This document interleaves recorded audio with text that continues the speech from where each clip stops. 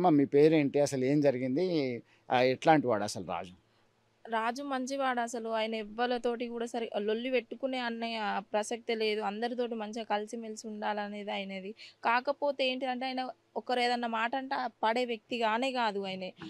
తప్పు లేనిది ఆయనని అనద్దు. తప్పుంటే నేను పడతా అనేటోడు. తప్పు లేకుండా నన్ను అనద్దు.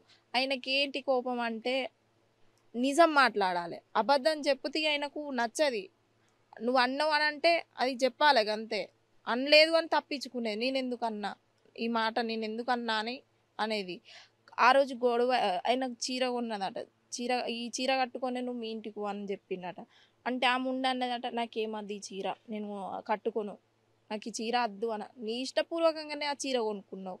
మళ్ళా నువ్వే ఎందుకు అద్దంటున్నావు ఆయన? నాకు ఈ చీర అద్దురా అని ముఖం మీద పారేసిందా? ఎందుకు అద్దంటున్నావు అని మరి నువ్వు కొట్టిండో కొట్టలేదో అది తెలవది. ఆమె ఇక కథం చీర మొక్కన వాడేసి నువ్వు ఈ చీర పట్టుకొని ఊరేసుకోరా అని అన్నదట. అని కిందికి పోయింది. వాళ్ళ అమ్మ వచ్చిందట. అప్పటికే వచ్చింది. ఏం జరుగుతుందని చూసుకుంటున్నది కావచ్చు. వాళ్ళ అమ్మ వచ్చిన వాళ్ళ కథం పోయిందట. అయ్యో మళ్ళీ నా భార్య నా దగ్గరకు వస్తుంది కావచ్చు అని అప్పటికి కూడా 3 సార్లు డోర్ తీసి చూసిండు. రాలేదు ఇక అప్పటికి. మానసికంగా బాగా గురయ్యిండు ఆయన. నేను మా ఊళ్ళకి చెప్తే ఏమంటారో. ఒక్కసారి వచ్చి ఇక్కడికి వాళ్ళు పరువు ఓడగొట్టుకొని పోయారు. మళ్ళీ అత్త నేనేమని సమాధానం చెప్పాలి? వాళ్ళు ఇజ్జత్ తీసినట్టు అవుతుందని బాగా ఆలోచించిండు. డిప్రెషన్కు గురయ్యిండు. కథం అంత్యక్రియలు అయిపోయినాయి. ఇవాళకి 6 డేస్. కనీసం బొంద మీద మట్టేయడానికి నువ్వు ఎందుకు రాలే? నువ్వు తప్పు చేయలే. తప్పు చేయని దాన్ని నువ్వు రావాలే. అత్తనే కదా నిన్ను కొడదు. అంటే తన భర్త మృతి చెందినప్పుడు కూడా రాలేదా? భార్య రాలేదు, వాళ్ళ బంధువులు సైతం రాలేదా? రాలేదు.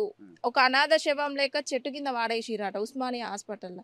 వాళ్ళ చెల్లె వాళ్ళ అన్నయ్య వచ్చిర్రు. మా తమ్ముడిని గిట్ల ఎందుకు వాడేసిర్రు అంటే మేము పోమటు దయ్యాలు తిరుగుతున్నాయి, మేము ఎందుకు పోతాం? మరి వాళ్ళ చిన్నమ్మాయి చచ్చిపోయినప్పుడు బాడీ పట్టుకొని ఆ హాస్పిటల్ మొత్తం తిరిగిందానివి. ఇప్పుడు నీ భర్త దగ్గర నువ్వు ఎందుకు లేవు అంటే భర్తనేమో అంత పరాయోడు, చిన్నమ్మేమో కావాల్సింది. మళ్ళీ వాళ్ళు వచ్చి గొడవ పెట్టి చేసినాక ఐసీయూలకు షిఫ్ట్ చేసిరట. మేము ఇక్కడ ఉంటే వాళ్ళు అసలు ఉన్నారా వీళ్ళు అన్నట్టుగా ఎక్కడనో మాకు కనబడకుండా వేరే కాడ కూర్చున్నాడు.